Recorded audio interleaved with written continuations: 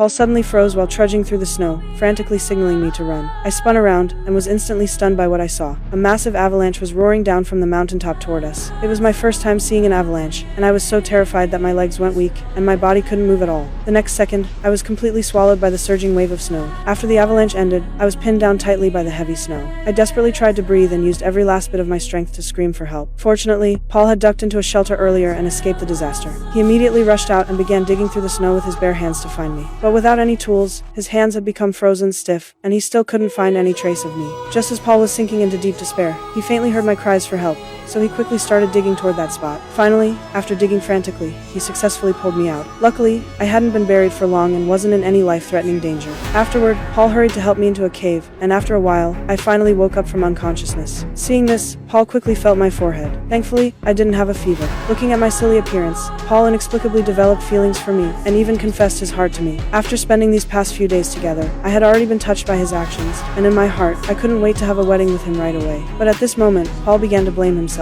He said that perhaps they shouldn't have left the plane crash site in the first place. If they had stayed and waited for rescue, perhaps they would have already been saved. I could only keep comforting him and encouraging him to pull himself together. The next morning, we set off again, vowing to escape this cold land of death. And so, we climbed over mountain after mountain of snow until we finally reached a range without any snow. Just when we were about to find signs of civilization, Paul suddenly did something foolish. He insisted on going to the edge of a cliff to scout the path. Jay! I see it! I see the river! Just when we thought dawn was right before our eyes, disaster struck once again.